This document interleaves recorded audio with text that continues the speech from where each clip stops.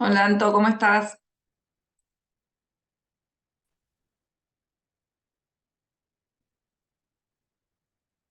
Hola, profe, ¿cómo estás? ¿Todo bien? ¿Vos? Bien. Me alegro. Esperemos a ver que se vayan uniendo. Sí, seguro vienen de la otra clase. Yo a la otra no me conecté, así que Por eso estás tempranito. sí. Bien, bueno. Yo mientras voy abriendo acá para pasar la lista. Me conecté a Eddie y, y después teníamos otra, pero como es de prácticas, ¿viste? Ah, sí. ¿Y ustedes están yendo a colegios para hacer prácticas? Buena ¿No? pregunta. No, yo hasta ahora no teníamos que ir, pero no hice nada. Ah, Eh, Teníamos que hacer una observación, mm, creo, y dos observaciones, pero hasta ahora no fui a ninguna de las dos. Y después había que hacer un trabajo y nada, hice ese trabajo y me saqué 7 y listo. Podría igual supuestamente ir y qué sé yo, pero la verdad que no me dan los tiempos con el trabajo. O claro, yo me anoto a un profesorado que en un principio es completamente virtual y después, bueno, por algunas cuestiones del Ministerio de Educación y cosas que aparecen, obviamente la pandemia desapareció y eso, que se entiende, pero que no modifican en mi rutina porque yo me anoté pensando que la carrera dura obviamente 4 años y que me dan la estabilidad de que era 100% virtual los 4 años. Pero al margen de eso, sé que en algún momento para hacer las prácticas voy a tener que ir, pero bueno, yo lo trato de estirar lo más posible porque yo no me arriesgué, o sea, este año me arriesgué a pensar, bueno, tomo todo el trabajo que puedo tomar y nada, me arriesgo a que sea recién en tercer año, que es lo que yo creo, las prácticas oficiales. Entonces este año tomé todo y digo, bueno, me arriesgo a que si hay una práctica de observación no ir, pero porque no llego con el trabajo. Aparte yo vivo re lejos hasta que llego allá Ah, y me ¿tiene que vuelvo. ser en un lugar que ellos te indican o no puede ser en cualquier lugar? No puede ser en cualquier lugar, tiene que ser en el instituto mismo o una escuela que está a 2 cuadras del instituto, pero yo vivo en Ah, 6. Me queda lejísimos. Y encima tiene que ser dentro de los horarios que un poco indican que es o em, muy temprano o muy tarde para mí.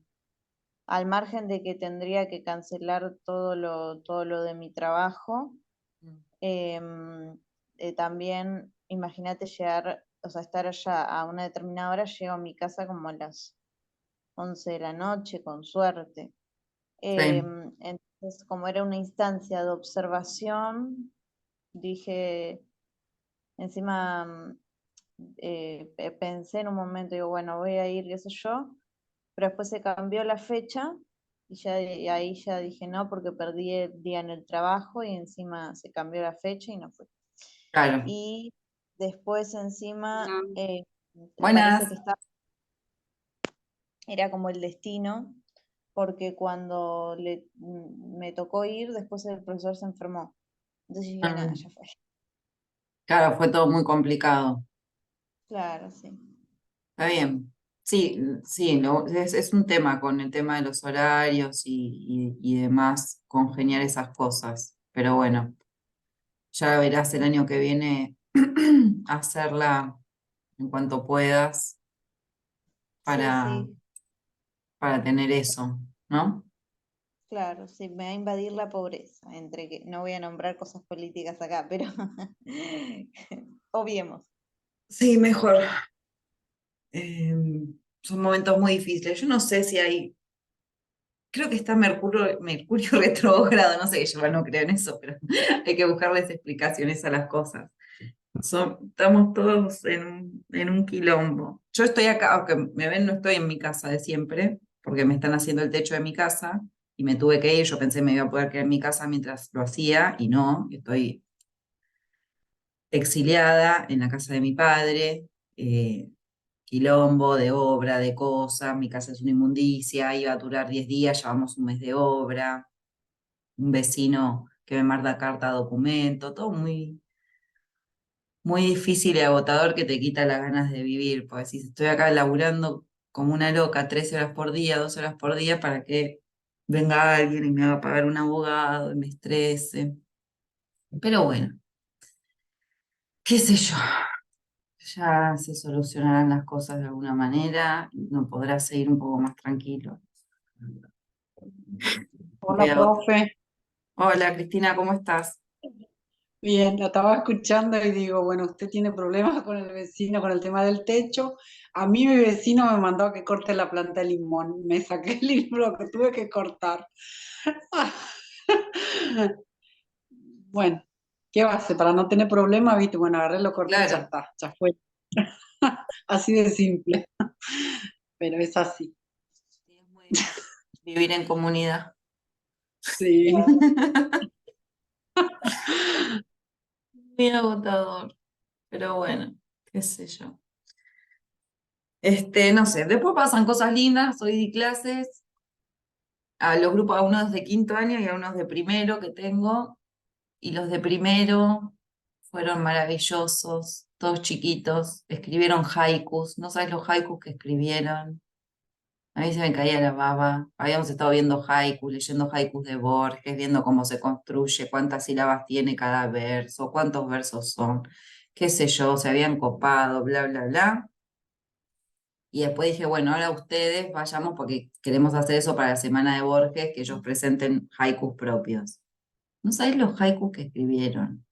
Todos como en tema, unos hablando de eh, uno que le decía algo así como en la brisa, en la quietud, no sé, parece un ventarrón, cosas así, no, no, no, no te puedo explicar, fue hermoso, la verdad que los chicos son nomás. Y venían todos con, viste, Malena, encima como son de primer año, todavía me dicen seño, como si estuviéramos en la primaria, que me da más ternura todavía. Entonces, seño, seño, te puedo mostrar a ver si está bien. Seño, ese, a ver, así, y que en realidad lo que quieren es que yo les diga que es muy lindo, porque me están preguntando además de eso, tipo, ¿te gusta? Mirá lo que dice, ¿te gusta? Entonces era como toda una cosa espectacular. Y yo decía, está espectacular, qué lindo el haiku, que no sé qué. Así que se coparon y estuvimos ahí con eso. Y eso fue lindo. Por suerte hay esos momentos lindos en los que uno la pasa bien. Y después con los grandes también, que estuvieron haciendo un trabajo para la Biblioteca Nacional. Y había un grupo que no avanzaba. Y yo decía, "Ay, estos chicos ya viene el deadline que hay que entregar además en la Biblioteca Nacional. Yo no puedo hacer nada si no lo hacen". Y de repente se ve que de tanta presión arrancaron y escribieron el trabajo y estaba re bien lo que decían y se les ocurrieron ideas buenas, pues tipo una monografía, o sea, tienen que escribir argumentos, hipótesis de lectura y no sé qué, y escribieron unas cosas fantásticas. Dije, ay, qué buen día. Son esos días para recordar en los que las cosas salen bien, que no es tan común que te salga todo bien con todos los cursos en el mismo día. Y salió bien. Fue como, bueno, aunque sea eso, pequeñas cositas que hacen que la vida sea más linda. Bueno, a ver, voy a poner Sharon, Diego, Marisa, vamos a poner a Flor, ya la puse. eh, Ay, Dios, se cierra, esto es insoportable. Bueno, ¿ves? Estas son las partes que no salen bien, que es el chamilo, que cuando minimizo la pantalla se vuelve a cero. Es muy práctico para tomar lista este sistema. Puedo invitar al conchazo, no, no, es el chamilo. El resto de mi día estuvo bien. A ver. Eh, ¿Dónde voy a llegar con esto? Bueno, hoy vamos a avanzar con en los capítulos 11 y 12 de Eco. El 11, sí, acá está. El 11 se llama Lo Sublime, que es muy interesante y que además nos sirve, y eso medio como que lo fui metiendo, y el otro es sobre la belleza romántica, porque nosotros justamente, para los que también estamos en español, la que estamos viendo justamente un poeta del romanticismo, todas estas cuestiones que él va a nombrar nos sirven para pensar cuestiones que vimos en relación con Becker y aumentarlas de última, ¿no? O que nos sirvan para pensar ciertas cuestiones de Becker. Así que todo esto tiene que ver. Lo sublime, un poco habíamos empezado la clase anterior a hablar de que lo sublime se relaciona con el romanticismo, que es un concepto que se vuelve muy importante, que es aquello a lo que aspiran los escritores, especialmente los poetas, y que tiene una estrecha relación con la naturaleza, en tanto que no es que la naturaleza en sí misma sea sublime, aunque puede serlo, sino que lo que produce al hombre, la naturaleza, es la sensación o el sentimiento de lo sublime. Es decir, encontrarse frente a algo que le excede completamente, que no obedece sus reglas, ese tipo de cuestiones. Abrió el chamiro, esperen que pongo. Se borró todo. Cristina, Antonella, Florencia, Diego, Marisa. Y ahí estamos por ahora, ¿no? Sí, vamos a guardarlo. Bueno. Habíamos dicho también que, y lo habíamos empezado a decir un poco antes, este traspaso que hay de lo sublime en el sentido de que, y es lo que les venía diciendo la naturaleza, que no necesariamente algo en sí es sublime, sino que lo que hace sentir a los demás es lo sublime, ¿no? La naturaleza no necesariamente en sí es sublime, sino que la experiencia que tenemos los hombres frente a eso, que nos es ajeno, que es la potencia del mundo natural, entendido muy ampliamente, no solo como la naturaleza de animales y plantas, sino también de paisajes, de la tierra, de el espacio, las estrellas, el cosmos, etcétera, etcétera, nos resultan espectáculos o experiencias sublimes.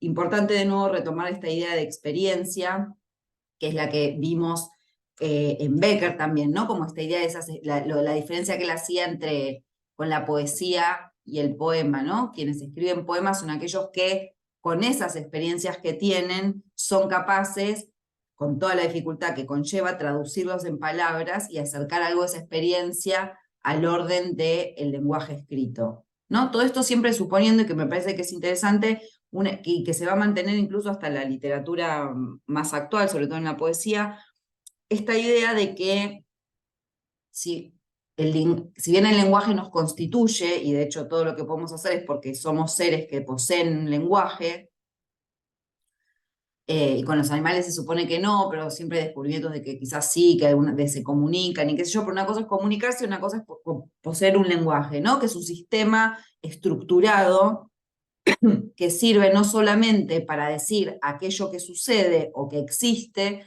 sino que también sirve para decir cosas que no existen, ya sea la literatura, ya sea para armar hipótesis y qué sé yo, y yo creo que eso a los animales hasta ahora no se ha demostrado que sea así, ¿no? De última, si los animales se comunican, pueden decir como, cuidado, ahí hay peligro, acá hay comida, va a llover, viene una tormenta, ¿no? Como ese tipo de cuestiones, pero nosotros podemos hacer mucho más de eso porque tenemos un lenguaje estructurado que nos permite, por ejemplo, hablar de las cosas que estamos hablando ahora, que no son cosas tangibles ni que estén sucediendo en este momento, sino que tienen que ver con el mundo de las ideas, o generar hipótesis, o generar artefactos artísticos que son en un punto inexistente. O sea, un libro existe, pero en realidad todo lo que se dice ahí adentro que existe, en realidad no existe porque es ficción y bla, bla, bla.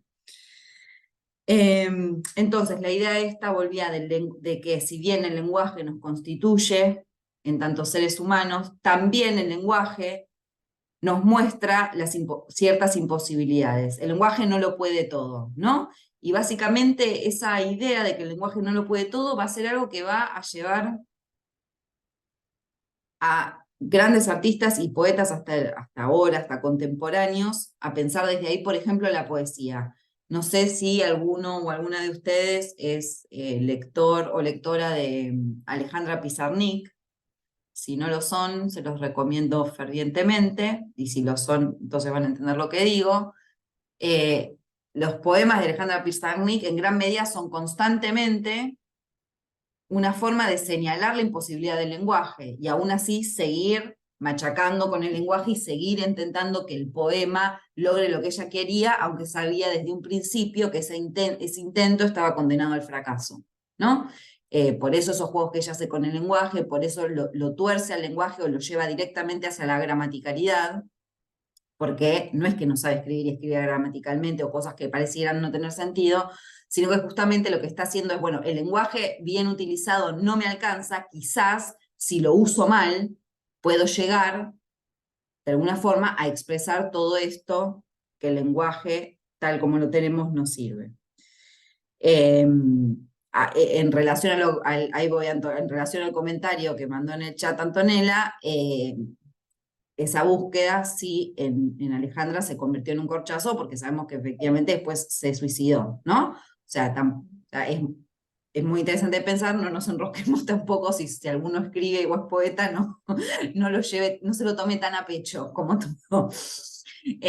Pero sí, hay algo ahí del pensamiento de ella, de ese retorcimiento del lenguaje y de las ideas, que podía uno pensar que tenía que ver como con su propia experiencia vital, y por algo lo podía sentir tanto ella, o por algo ella conectaba tanto con ese, ¿no? Como ese mundo de la poesía desde ese lado, que tenía algo que ver con su experiencia habitual, que era una experiencia claramente de incomunicación, de incomodidad, de incomprensión, de todos los que se les ocurra.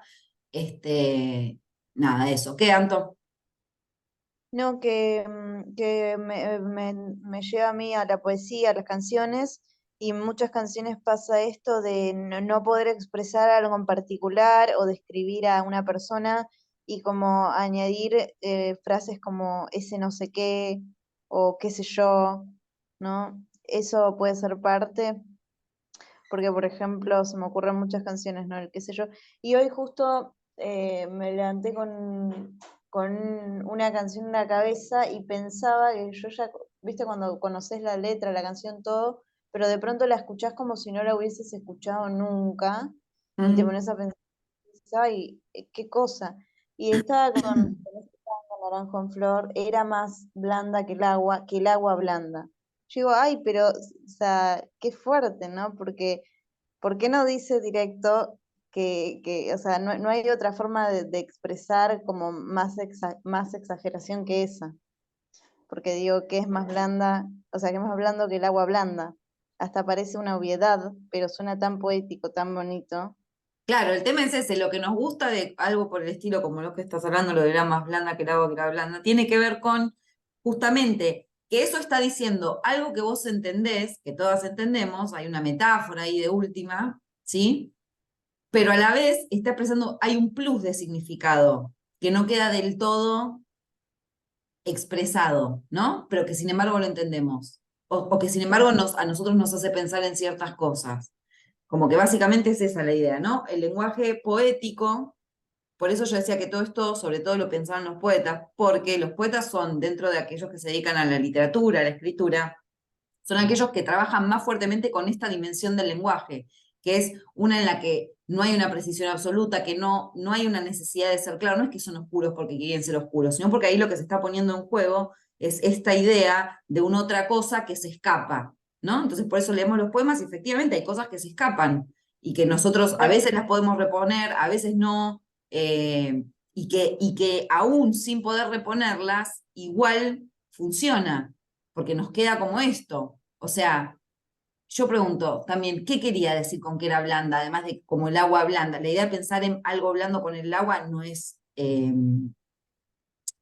algo que uno cuando piensa en cosas blandas no piensa en el agua, ¿no? Puede pensar, no sé, en un almohadón, ¿no? Como cosas de otro sentido táctil así. Y en cambio, poner esa imagen del agua, ya ahí está, hay una disrupción del sentido prefigurado.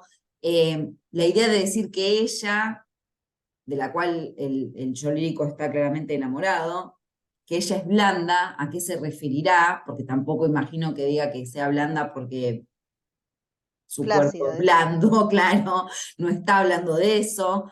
¿no? Como todo eso, que es algo que podemos terminar de decir, pero no del todo, es lo que tiene que ver justamente con esto que estamos hablando, ¿no? De la incapacidad del lenguaje en un punto, de los límites del lenguaje y la incapacidad que a veces tiene de poder expresar lo que nosotros estamos haciendo, y que es lo que también torturaba a Becker, ¿no? Que es lo que estuvimos viendo.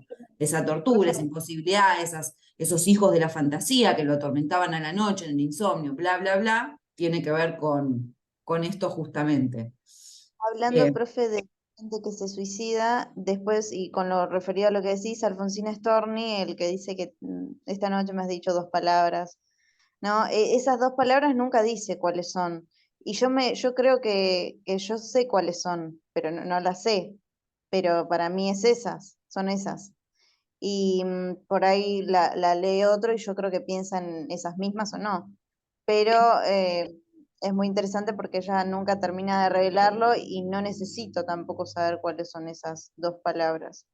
Y después ella tiene otra que me gusta mucho, que se llama, que siempre la nombro, que se llama Cansancio, que habla de esto de lo que vos decís de la escritura en sí, que dice que hay un momento en la tarde que ella no puede, no escribe ni crea, que no puede hacer nada, que como que ese momento de bloqueo también, donde no hay palabra ni nada que ella pueda escribir que tenga sentido, y entonces prefiere ser una cosa que se mete en un bolsillo trivial, baladí, que no tiene importancia y que no sabe hacer nada, ni escribir. Bueno, ella claramente era una gran escritora, pero ahí en ese momento no lo es, ¿no? Como que sale de su propia persona y dice, bueno, yo no soy nada, no escribo, no soy buena para nada, ni siento nada y nada, y que querría quedarse en ese momento por un tiempo. Y después dice que pese a que algunas personas no escriban o no creen o lo que sea, todos tienen como ese momento de hastío, de extrañeza en un determinado momento del día. Sí, y esto que sirve, o sea, yo mencioné a Alejandra Pizarnik, vos mencionaste a Alfonsina Storni, digo, esta configuración que hablamos también un poco ayer de la figura del poeta viene del romanticismo. O sea, lo tenemos acá Becker diciendo cosas muy parecidas a las que terminan después diciendo a principios del siglo XX Alfonsina, a mediados del siglo XX Pizarnik, ¿no? Poetas, mujeres, argentinas, o sea, qué relación necesariamente habría o no con Becker, pero me sirve para mostrar el punto que ayer lo dijimos un poco, que era esto de la configuración de la figura del escritor, tal como la conocemos nosotros ahora, o tal como la pensamos o la vemos nosotros ahora, adeuda en gran medida a la construcción que hicieron de los escritores los románticos, ¿sí? Bien, en ese sentido entonces podemos empezar, si les parece, quieren que haga como ayer que ponía también las imágenes y de paso veíamos las imágenes, ¿no? Mejor que vernos las caras de cansados. Bien, un quilombo, pero bueno.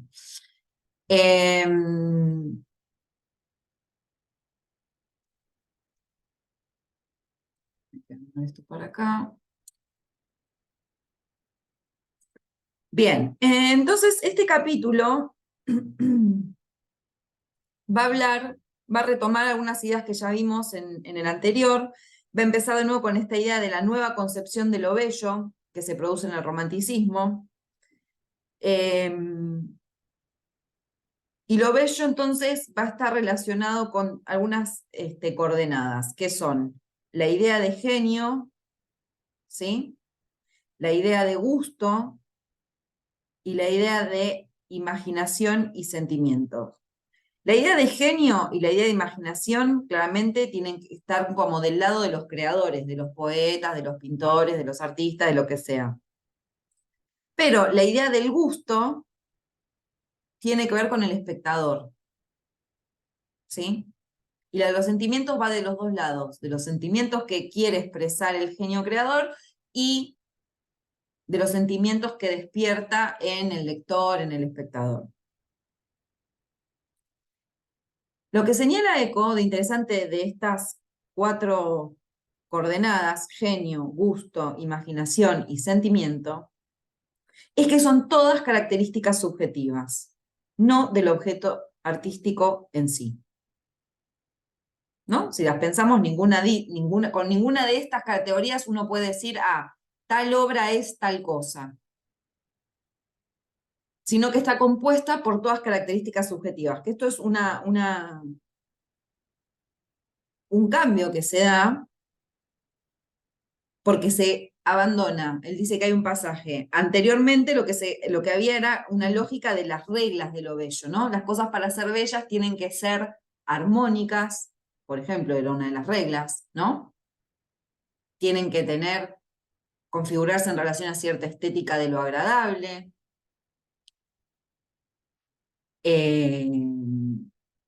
No me está saliendo una palabra, perdón por el lapsus. Cuando algo lo dividís en dos mitades y son iguales. ¿Saben a qué me refiero? Asimétrico.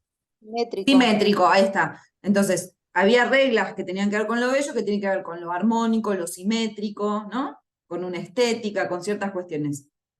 Todas esas características están puestas en el objeto artístico en sí o en el objeto que es bello. Lo que Eco va a decir es que a partir de ahora, con el romanticismo, eso cambia y el foco deja de estar en el objeto y va a empezar a estar en lo subjetivo. Y que por eso entonces va a empezar a importar la noción de genio, es decir, una persona, la noción de gusto, es decir, el gusto lo tiene una persona, la noción de imaginación, que surge de una persona, y la noción de sentimiento, son los que sienten, que experimentan personas. ¿Sí? Entonces, se va a pasar de la lógica de lo bello a una lógica más de los efectos. ¿Qué causa? ¿Qué genera? Y en este caso, sí me parece interesante pensar que eso no ha sobrevivido tanto en el estudio del arte en la actualidad. Sí, nosotros, cuando no estamos haciendo algo académico, qué sé yo, podemos decir esto me gusta, no me gusta. Pero no se utiliza eso, nosotros no utilizamos coordenadas subjetivas para calificar una obra de arte, como hacían los románticos, ¿no? Porque después de eso, y ustedes me dijeron que los habían estudiado, después de eso hubo todo un gran momento en el que eso fue en auge, siglo XIX, pero después, en el siglo XX, con los formalistas rusos, eso cambia. Y los formalistas rusos van a decir, no, bueno, esto uno no puede decir si algo es una obra o no una obra de arte por si me gusta o no me gusta. Porque qué importa si te gusta o no te gusta. La cosa se tiene que, porque a mí me gusta y a vos no te gusta, entonces para mí es una obra de arte y para vos no. Digo, para evitar todo eso, los formalistas hicieron su teoría que tenía que ver con tener una mirada más inmanentista, es decir, sobre el objeto en sí mismo, sin pensar en los sentimientos que despierte y bla, bla, bla, ¿no? Y pensar la obra de arte en sí con sus propias funciones. Pero bueno, eso es como un comentario aparte. Entonces, esto se enlaza con el tema de este capítulo de Eco que tiene que ver con lo sublime, porque lo sublime es la experiencia vinculada a la naturaleza donde se produce lo informe, lo doloroso y lo terrible. Esa es la definición que él da.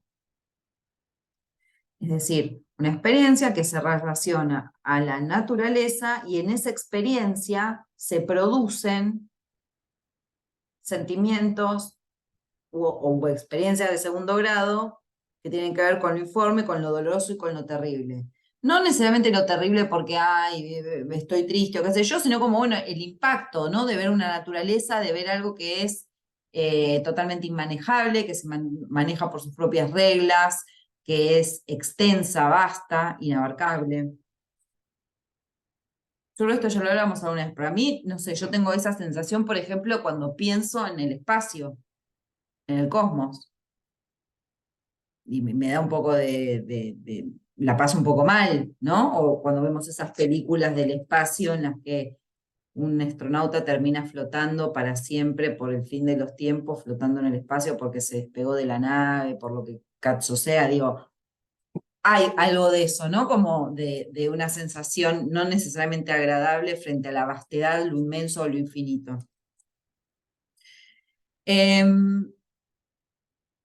Eco entonces va a decir que lo sublime va a adquirir muchas de las características que antes se atribuían a la experiencia de lo bello. A esto se va a sumar también que es una época de viajeros, ¿sí? la gente que podía, obviamente, viajaba para tener nuevas experiencias y nuevos placeres. Y eso redunda en un gusto por lo exótico y por lo diferente. Ahora también creo que estamos viviendo medio, ¿no? Hace ya un par de años, un apogeo del tema del viaje para ir a buscar experiencias, ir a lugares remotos y ver que en realidad, bueno, yo difiero, no creo que nadie, si uno está todo el tiempo pensando en tener una experiencia con una naturaleza o con una cultura distante o diferente, no creo que si uno está pegado al celular suceda, pero bueno, en fin, entienden a lo que me refiero, ¿no? Todo el tiempo tenemos hasta en lugares como Instagram y qué sé yo, gente mostrando tal lugar increíble, desconocido, en Tailandia, en Italia, en no sé dónde, ¿no? Como hay algo de eso que está pasando nuevamente. Siento, ¿qué querías decir?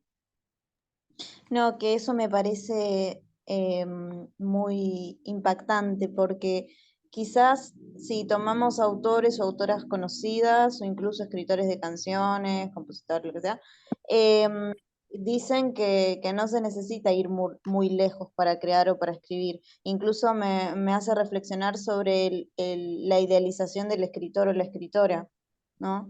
¿En qué Digo, uno sentido? ¿Cómo lo relacionas con lo del viaje que estás diciendo? que uno desde afuera viendo desde otro lado la profesión, puedes llegar a pensar de forma eh, eh, inocente que es mucho más bello pensar en el escritor como una persona que se inspira a través de paisajes bellos, Mm. de exceso de conocimiento comprobable en los viajes. Y por ahí también el hecho de viajar a veces da cuenta de que porque una persona viaja, por ejemplo, es culta, ¿no? Porque conoce distintas realidades, bueno, obviamente distintas culturas. Y por ahí, desde el encierro mismo, en el buen sentido, podemos encontrar más inspiración. A mí se me viene a la cabeza, para ser bien actual, una canción de Mon Laferte, súper conocida, Tu tanta falta de querer, y ella misma confiesa que cuando estaba de viaje y quería componer, no le salía a escribir nada. En cambio, cuando estuvo literalmente en una situación donde no viajó y estaba muy deprimida, porque por cuestiones personales que le habían pasado, le salió la canción que la llevó al éxito, por ejemplo. Sí, Y yo así, igual entiendo lo que vos querés decir, pero haría una salvedad, que acá no es directamente, lo que se está planteando no es directamente que vos tenés que viajar para escribir o viajar para pintar. Lo que los sí, románticos, acordémonos siempre, lo que a ellos les importaba era la experiencia. No es claro, inmediato, es la acumulación de experiencias. Y en ese bagaje, sentido, también sí vale decir para el otro lado, es que si vos te quedas en tu casa encerrada, quizás las experiencias, no tengas tantas experiencias, o quizás no sean, no digo que uno igual, uno puede tener una experiencia mirando una película que le huele la cabeza, leyendo una novela que te encanta, digo, charlando con alguien en una cena, no digo que no, pero ellos lo pensaban no desde un punto de vista tan de como, listo, si viajo escribo, sino como arrojarse al mundo, ir hacia lo desconocido, ir hacia esa naturaleza inabarcable, conocer lo diferente y que de alguna manera todas esas experiencias, de alguna forma, después iban a sedimentar y iban a enriquecer o iban a inspirar su arte, ¿no? Entonces, como más de segundo orden, como no directo de la escritura al viaje o del arte al viaje, sino como la idea de experiencia. Y claramente, bueno, experiencias, hay otros que después tienen experiencias que tienen que ver con experimentar con drogas o con sustancias. Esa es otra vertiente que se va a dar, lo vamos a tener en Francia, ¿no? A Baudelaire, por ejemplo. Después vas a tener a los poetas beats en Estados Unidos en la década del 50, de 1950, del siglo XX, ¿no? Como que siempre hay derivas distintas que tienen que ver con esta idea de tener una experiencia. Si uno lo piensa, y eso también es interesante, desde el momento en que los románticos, bueno, empiezan a hablar de esto y poner el énfasis en experiencia, en ellos por ahí algunos ligados al tema de viajar y qué sé yo, después uno va pensando y dice, bueno, sí, a lo largo de la historia del arte, o de la literatura por ahí, que es más lo nuestro, se verifica en varios momentos escritores que han querido ir a tener experiencias porque piensan que una vida vivida quizás así como con más frenesí, los puede volver mejores escritores, ¿no? Conocemos a los poetas beats, esa idea de que abandonaban gente de clase media, que abandonaba la universidad, que abandonaba su familia y se iba a la carretera, ¿no? A la ruta, tomaban la ruta, y si ahí entonces tenían contacto con alcohólicos, con gente desclasada que viajaba en los trenes, recorrían Estados Unidos sin pagarlo, de polizones, y así un montón de cuestiones, y que todo eso despertaba en ellos cuestiones que de otra forma no hubieran adquirido. Está bueno esto que decís, pues entonces me hiciste pensar que hay una relación con, sí, con los poetas beats y esto, o con la línea de los alcohólicos en la literatura, que es una línea larga y profunda, y en las artes en general, o la línea de los toxicómanos, que son aquellos que abusan de las drogas, ¿no? Todas esas en un punto son a veces búsquedas de una experiencia mejor o peor llevada, digo, nadie está A diciendo, mí me gusta que use la frase que para escribir bien hay una frase que dice que para escribir bien hay que vivir, pero hay otra que dice que para escribir bien hay que sufrir. claro, bueno, Esa pero vivir y sufrir van un poco de la mano, empezamos la clase hablando de eso, ¿no? O sea, excelente. hoy seríamos todos muy buenos escritores, por lo que estuvimos charlando. Entre naranjo y flor y esto ya está. Es así. Bien, genial. Entonces quedó esto. Entonces este gusto, este viaje, qué sé yo, también llevó a tener un gusto por lo exótico, por lo extraño, por lo fuera de lo común. Eh, Miren por ejemplo, este paisaje que se ve acá, el Puente del Diablo, ¿no? Miremos, a mí me parece que en este y en otro más adelante que hay de Turner, que después lo vamos a ver. No digo, yo acá entiendo la idea de lo sublime viendo este cuadro, ¿no? Como, miren lo que es eso. A ver, ¿a usted les pasa o no? ¿O yo sola flasheo que esto para mí tiene que ver con lo sublime? No, profe, está bello para quienes les atrae eso. Sí, bello, no solo bello, porque tiene algo atemorizante también, es oscuro, es sublime, o sea, genera un efecto. Yo lo miro y no me es indiferente. Claro. Digo, yo miro esto y no me resulta lo mismo que ver un cuadro de la campiña francesa con unas flores, unos arbolitos. Digo, no me genera lo mismo.